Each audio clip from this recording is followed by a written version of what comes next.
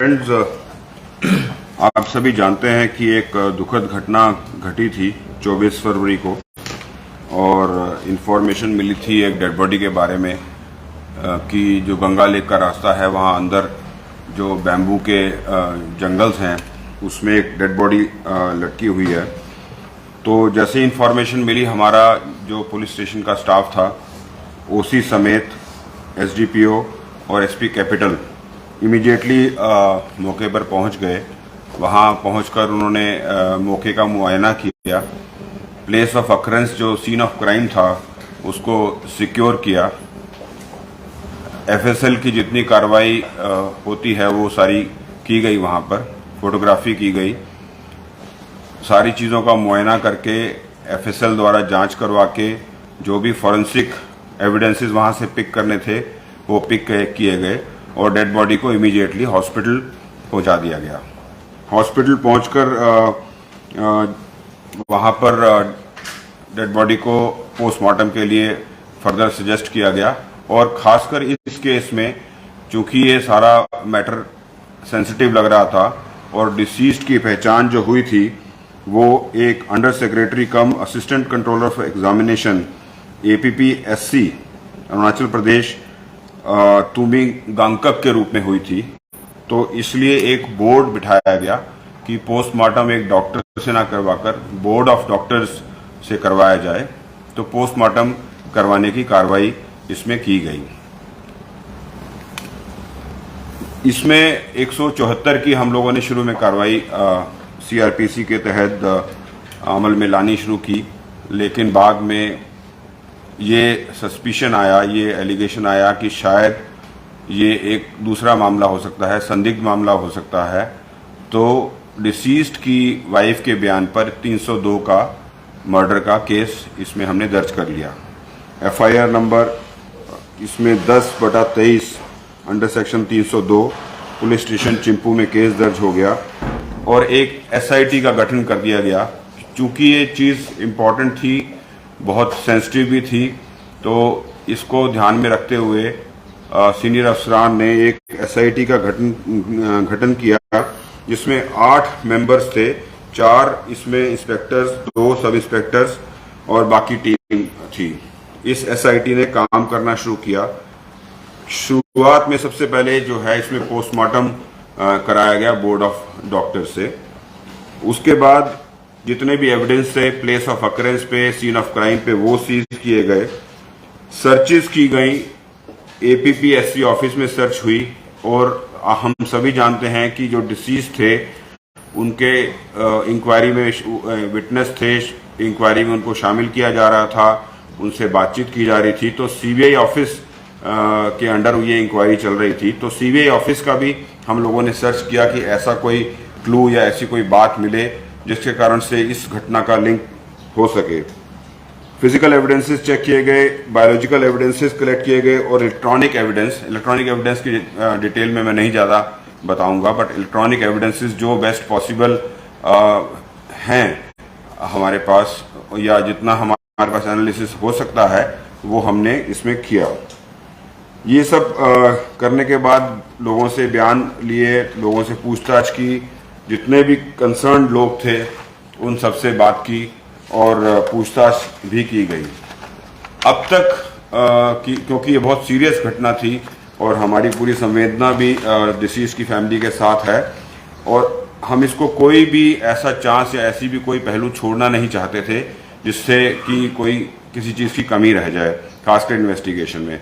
तो सबसे पहले इसका पोस्टमार्टम जो बोर्ड ऑफ डॉक्टर्स ने किया, तो पोस्टमार्टम रिपोर्ट जो उन्होंने दी उसमें उन्होंने लिखा है कि death is due to asphyxia resulting from hanging. हम सभी जानते हैं कि इसमें डिसीज्ड ने 2 कट मार्क मारे थे ब्लेड से। ब्लेड हमें वहाँ मौके पर भी मिला और उसके घर पे जो ब्लेड्स भी हमने बरामद किए गए हैं उसकी लिंकेजेस अभी चल रही हैं। तो जो ब्लेड के मार्क्स थे लेफ्ट रिस्ट पे और राइट लेग नीचे पर, वो they were not enough to cause the death of the deceased. So doctors and board of doctors appoint that the death was due to asphyxia, जिसका दम घुटने से जिसे कहते हैं, उस कारण से इनकी मृत्यु हुई। साथ साथ उन्होंने जितने भी उस पे इंजरी के मार्क्स थे छोटे मोटे दूसरे, और जो मेन 2 बड़े मार्क्स थे जो डीप कट थे हाथ में, लेफ्ट रिस्ट में और राइट लेग में, उसके बारे में भी मेंशन किया। और एक चीज लिखी कि एंटी मॉर्टम हैंगिंग है, कि मतलब आदमी जब हैंग किया गया तो जिंदा था। तो ये बात भी उन्होंने सजेस्ट की है, पोस्टमार्टम ये क्लियरली आया है। और लास्ट में उन्होंने एक लिखा है कि suicidal in nature, suicidal in nature लिखा है, the cause of death was due to asphyxia resulting from hanging by a ligature and suicidal in nature. ये पोस्टमार्टम की रिपोर्ट है। शर्ट जो है इज अ लिगेचर, शर्ट को उन्होंने use किया। उसके बाद जो है हम लोगों ने उनका सीडीआर फोन का जो है सभी जानते हैं, फोन का रिकॉर्ड चेक किया। फोन के रिकॉर्ड में जो खास बताने वाली बात है, बहुत ज्यादा एक्टिविटी उस दिन की नहीं है। उनको 2 कॉल और 1 एसएमएस की एक्टिविटी हमें मिली। एक कॉल तो उनको सीबीआई ऑफिस के इंस्पेक्टर द्वारा की गई थी, और जो मुद्दे वाली बात है कि तकरीबन 3 बजे के करीब इंस्पेक्टर क्रॉम, जो हमारे अरुणाचल प्रदेश पुलिस के इंस्पेक्टर हैं जो सीबीआई में अटैच चल रहे हैं, उन्होंने उनको कॉल किया। तो डिसीज्ड ने को बोला कि आप आइए और आकर हम सीबीआई के दफ्तर में आकर आपको से कुछ डॉक्यूमेंट्स वेरीफाई कराने हैं। तो ये बात उनको कही गई। तो उन्होंने कहा कि नहीं, अभी मेरे पास समय नहीं है, मैं अभी नहीं आ सकता या बिजी हूं। तो उन्होंने कहा बस थोड़ा सा समय लगेगा, आप आ जाइए और आकर आपसे कुछ डॉक्यूमेंट्स वेरीफाई करने और जल्दी हम फारिग कर देंगे। ये बात हमने उनके इलेक्ट्रॉनिक रिकॉर्ड से वेरीफाई की। फिर हम सभी जानते हैं कि हमारे शहर में ईटानगर में स्मार्ट सिटी प्रोजेक्ट लग चुका है और सभी बहुत सारे सीसीटीवी कैमराज हैं। तो हमने सैकड़ों सीसीटीवी कैमराज को खंगाला और उनके घर से चलकर और प्लेस ऑफ अकरेंस तक एक ट्रेल बनाई।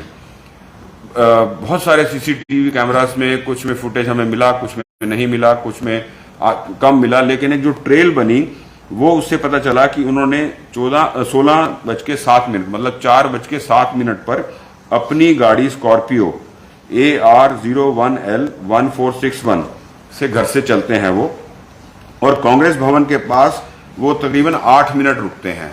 16:25 से लेकर 16:25 से लेकर 16:33 तक, 4:25 से 4:33 तक वो 8 मिनट उस कांग्रेस भवन के पास रुकते हैं। और उसके बाद जो सीबीआई दफ्तर की तरफ जाना है वहां नहीं जाते और वो आगे निकल जाते हैं और गंगा लेक की तरफ चले जाते हैं। ये हमारे सीसीटीवी कैमरा की ट्रेल में मिल रहा है। और जो लास्ट हमारी उनकी जो लोकेशन सीसीटीवी फुटेज से आ रही है वो KG Tayam residence near Ganga lake 16:51 4:51 पर वो आ रही है, जो जहां पे उनकी गाड़ी दिख रही है, लास्ट लोकेशन उनकी। उसके बाद गाड़ी उनकी खड़ी हो जाती है, जो करीबन 300 मीटर के करीब प्लेस ऑफ अकरेंस है वो जगह है। तो पूरी ट्रेल जब वो घर से चले, जब वो सीबीआई दफ्तर की तरफ जाना था, फिर बीच में कांग्रेस भवन के पास 8 मिनट के लिए रुके 4:25 से 4:33 तक। उसके बाद आगे जाकर 4:51 पर वो प्लेस ऑफ अकरेंस के पास पहुंच जाते हैं। इस दौरान उनकी गाड़ी के अंदर ना ही कोई घुसता है ना ही कोई बाहर निकलता है। ये अभी तक सीसीटीवी के फुटेजेस में हमारे को मिला है। तो जो है ये 44 मिनट का जो सफर था, 4:07 से 4:51 तक ये उन्होंने कवर किया। और कोई भी आदमी इस 44 मिनट के सफर में ना ही गाड़ी में घुसा ना ही गाड़ी से उतरा। एक चीज और इसमें बड़ी इंपॉर्टेंट है कि जब ये वो कांग्रेस भवन के पास रुके हुए थे 4:25 से 4:33 तक, तो 4:28 पर उन्होंने एक व्हाट्सएप, अपना KKWS का एक व्हाट्सएप ग्रुप है, उस पर उन्होंने एक मैसेज किया। व्हाट्सएप ग्रुप पे लिखते हैं कि esteem members, I have never been involved in APPSC leakage. I am innocent but I am being targeted as I was the assistant controller of exam. ये मैं वर्बटम पढ़ा है जो उन्होंने अपने ग्रुप पे लिखा है कि मेरे को टारगेट किया जा रहा है। ये जो मैसेज का टाइमिंग है आप देखिए 4:28 पे, जब 4:25 से 4:33 के बीच में वो रुके हुए, उन्होंने वहां पे खड़े हुए किया। उसके बाद हमने उनका जो सेल फोन में और भी एक्टिविटीज होती हैं, सर्फिंग करता है आदमी, इंटरनेट भी खोलता है, गूगलिंग भी करता है, बहुत सारी एक्टिविटीज करता है, वो सारी एक्टिविटीज चेक की। एक चीज और हमें दिखाई दी कि एक दिन पहले, ये जो घटना जो है वो 24 फरवरी की है, 3 दिन पहले उन्होंने इंटरनेट पे सर्फ कर रखा है व्हाट इज डिप्रेशन, यूनिसेफ किसी साइट पे जाकर उन्होंने डिप्रेशन के बारे में सर्फिंग कर रखी है। इस बात को भी हम जो है वो चेक कर रहे हैं और हमने एफएसएल को जो है उनका फ़ोन भेज दिया है फर्दर एनालिसिस के लिए कि क्या वो अदर एक मेन डोमेन से सब डोमेन में और सब डोमेन से फर्दर सब डोमेन में कहाँ गए। तो जो प्रिलिमिनरी हमारी जो चेकिंग थी उसमें ये आया है कि वो सर्फ कर रहे थे डिप्रेशन की साइट को यूनिसेफ की 3 दिन पहले, और इसकी हमने एफएसएल से और बाकी डिटेल्स भी अभी मांगी हैं कि लेट अस सी क्या निकल के आता है। एफएसएल को हम लोगों ने परस्यू कर रहे हैं इसमें, और जो एनालिसिस है हमारा फ़ोन का वो हम लोग भी कर रहे हैं, और जो सीसीटीवी कोशिश कर रहे हैं कहीं और किसी ऐसे सीसीटीवी में हमारे कुछ मिल जाए तो हम लोग कुछ और लिंकेज कर सकें। एक एनालिसिस हमारी होती है जो जिस जगह पर ये प्लेस ऑफ अकरेंस था वहाँ पर उस विंडो में या 1 घंटा पहले या 1 घंटा बाद उस विंडो में कितने फ़ोन थे वहाँ पर, या कितने लोग गए, या क्या एक्टिविटी थी, इलेक्ट्रॉनिक एक्टिविटी थी, तो वो भी हम लोगों ने कर लिया है। इसके अलावा जो एलेज्ड हैं जिसपे उनकी मिसेस ने, उनकी वाइफ ने सस्पिशन जाहिर किया है कि 2 इंस्पेक्टर्स जो एपीपी सर्विस के हैं, पुलिस अरुणाचल पुलिस के हैं, उनके भी हम जितने भी पहलुओं को जांच कर सकते हैं कि जितने भी उनके बारे में हम लोग इन्वेस्टिगेशन कर सकते हैं technically and otherwise traditional method से भी वो हम लोग कर रहे हैं। इसके साथ साथ मैं आपको एक बात बता दूं कि जो हमारा इन्वेस्टिगेशन का दायरा है वो सिर्फ 2 तक ही नहीं सीमित रहेगा। फोकस ऑफ कोर्स जहां पर हमने रखा हुआ है वो जो एलिगेशन के हिसाब से फोकस अभी वहां पे है, और दायरा हमारा बड़ा है। हम हर चीज, हर पहलू का हम लोग इसमें इन्वेस्टिगेशन कर रहे हैं। बाकी जो अभी रिजल्ट्स आने हैं, आने के बाद हम लोग कोशिश करेंगे कि जो इन्वेस्टिगेशन है हमारी जल्दी से जल्दी लॉजिकल कंक्लूजन पर पहुंच जाए। और हम भी चाहते हैं कि जो ये घटना घटी है बहुत दुखदाई है, बहुत परेशान करने वाली है, और इसका एक हम लोग सही से इन्वेस्टिगेशन करके करेक्ट और ट्रुथफुल कंक्लूजन निकाल सकें। Sir, we came to know post-mortem report came just after 5 days when board of doctors was constituted. Why did you take so long to address the issues? And then we got to know your police department had called Pumilanka relatives and told them within the closed door. So why did you take so much time to address? Told the relatives closed door. I couldn't get the question, please. We have learned Pumilanka family was called to police station SP office, and they were informed that the cause of death was societal in nature, like you are addressing now. So why did you take so long to address the media and address the public to clear the confusions deal over this mysterious death case? There were certain other pressing things, and there were like a lot of issues were happening, and the investigation was in the middle of things.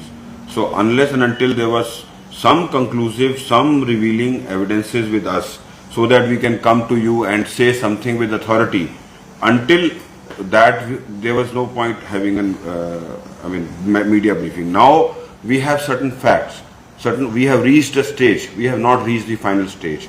So we have reached one stage, one step. Now I am sitting confidently that based on certain facts I can take some questions and answer some questions. Regarding the post-mortem report, we all know we have been getting the post-mortem conducted many times. Doctors do the post-mortems, the board of doctors do the post-mortem. They know, it is their prerogative to when they give us the report, the final in writing. Sometimes it takes time also. It is been in our experience, and they give it as per their own system. So we have to follow that. Sir, since you have said CCTV footage and trail was analyzed, and you didn't find any incriminating evidence against your 2 police officers, Inspector Krong and Inspector Mesa, but why did police department let Galo Welfare Society to tagging him as a murderer? These 2 police officers have been calling as a murderer in many of the press conferences conducted by family and Lalo Welfare Society. See, I Why will did not- police department? Why didn't police department defend your own officer since you found these two officers are See, I would not comment on that if somebody is alleging, and until, as I told earlier also, that we were in the middle of the thick of the investigation, and there would be allegations and counter allegations after this briefing also. But till we had this stage of investigation where we can say something with authority, with facts. Now I have facts. We were searching the CCTV. We are still searching the CCTV. It is an ongoing process. There are layers and layers of investigation. In electronic evidences, there are many layers of evidences. So in electronic evidences also, we have to keep removing one layer, another layer, third layer, fourth layer. And once we have that some certain circumstances, and when the postmortem report is suggesting something, and we are creating other, we are finding other evidences and other supporting evidences, then only we can come to you and say something with authority. My last question. We have learned 52 manuscript has been seized from the late Tumi Gangkar chamber by SIC. Since your team is investigating, SIT is investigating this issue, where does those 52 manuscripts seized from Tumi Gankar's office? You see, this is the other subject matter. This SIT is for the investigation. All of us are here for the investigation of the murder. The seizure of the documents by the SIC is a different subject matter. Because why I ask this question? Because, I will not be able to comment with authority on that, because I am concerned for the investigation of this murder, and I can talk about the investigation of the murder. Yes, I say that you are right. Documents and manuscripts were seized by the other team from his office, which is a part of their inquiry, which they would be able to say. But that seizure and this incident has no connection so far. Only, yes, he was being called, he was being questioned, some manuscripts were seized from his office. There were certain things which were going against him in that inquiry. But we will not get biased by that only. If we say only close our eyes and say that is because he was being kind of incriminated or being incriminated or being targeted or being this thing, that is the subject matter of our investigation, but not because of the only manuscript. So, yeah. Sir जो दो police officer जो आपका accused ये जो allegation लगा है family वाला से, उनका ऊपर में क्या एक्शन क्या है और कितना हद तक उन दोनों का अगेंस्ट में इन्वेस्टिगेशन क्या है आपका टीम में? मैंने आपको बताया कि जो हमने जो एलिज्ड हैं उनका जितना भी best possible electronically and circumstantially and traditionally, तीन मेथड हैं जो हम ट्रेडिशनल इन्वेस्टिगेशन पहले करते थे जब ये सब फोन वगैरह और सब सीसीटीवी सब नहीं थे. जो ट्रेडिशनल मेथड्स हैं जो आज की डेट में इलेक्ट्रॉनिक मेथड्स हैं और सोफिस्टिकेटेड मेथड्स हैं विद सीसीटीवी, उनका मूवमेंट, उनका प्रेजेंस, उनकी बातचीत, उनका जो है पूरा बैकग्राउंड, उनका सर्च, वो हम सब ने सब कुछ कर लिया है. अभी तक फिलहाल so far in the investigation we have not found anything against both inspectors. If in future if we get, yes, of course we are investigations are open and we'll do accordingly. Sir, you said Mr. Bhumchok Prong told this is the Tumi Gangkar on I think On 23rd. yeah.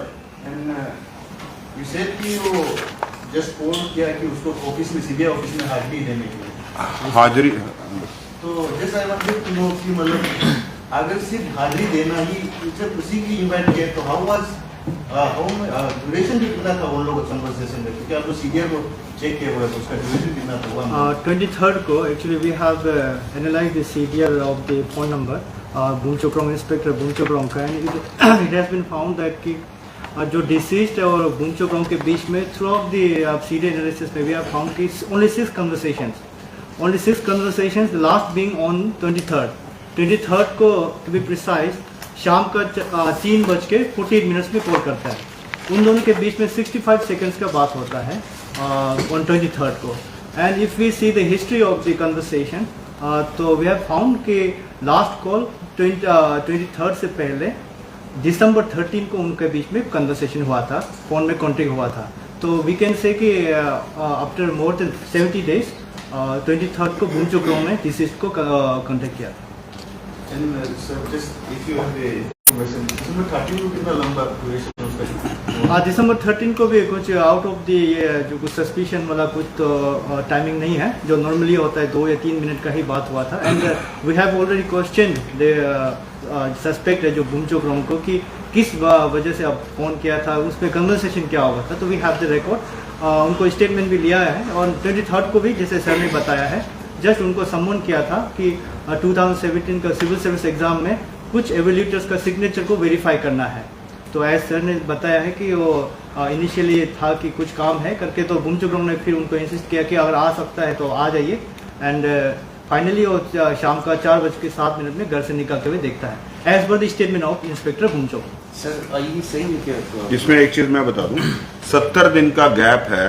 Last जब दिसंबर में जैसे जामा ने बताया 13-12 को call हुई थी जो क्रॉन्ग ने की थी, उसके बाद फिर 23/2 को की है.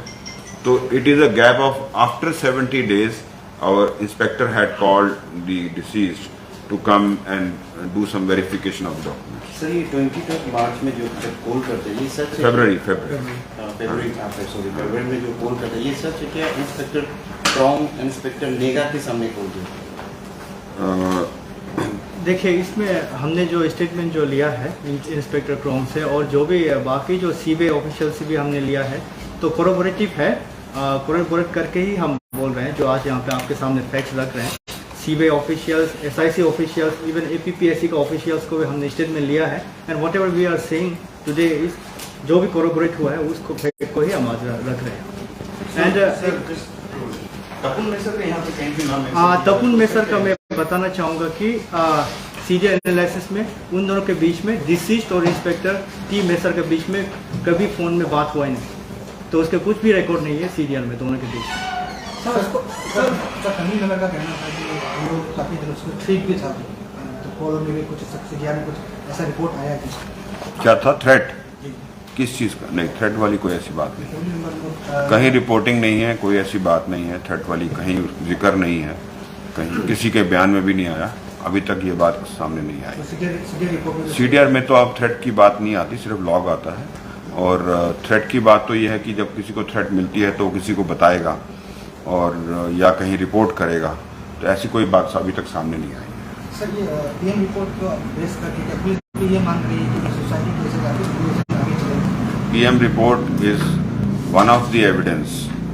I have already said that इतनी थॉरो इन्वेस्टिगेशन हुई है इसमें अभी तक, और सारे पहलुओं को जो है चेक किया गया है. और PM report is only one part of the evidence. बाकी भी हम लोग एविडेंसेस में चल रहे हैं. चंपा सर आपको बताया कि वो उस दिन बुलाया गया था कि उसको कुछ सिग्नेचर का वेरिफिकेशन किया गया.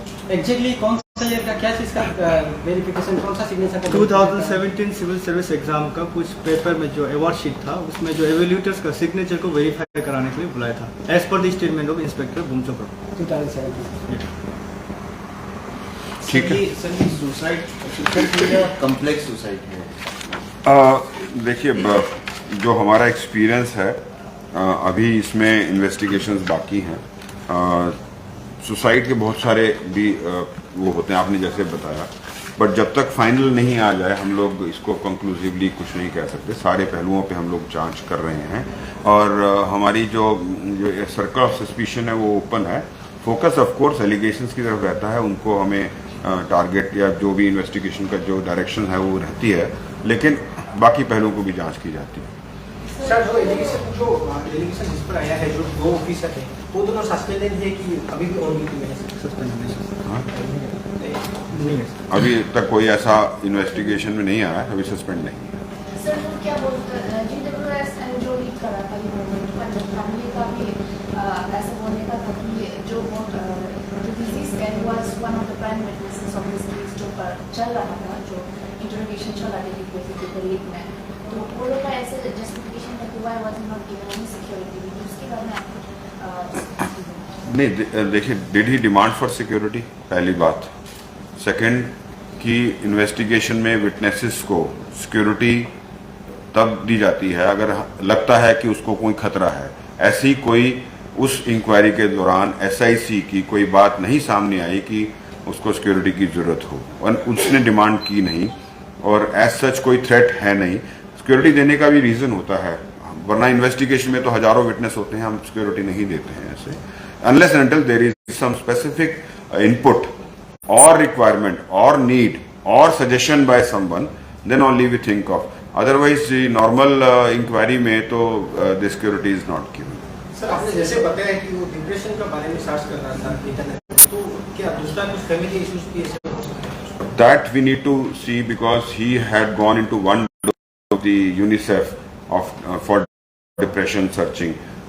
Did he further took the linkages from that site, and then वो जो इंटरलिंकिंग होती है एक साइट के अंदर, वो पेज दर पेज ओपन होते हैं, वो लेयर्स हम लोग कोशिश कर रहे हैं खोलने की। पता चलेगा तो बताएंगे।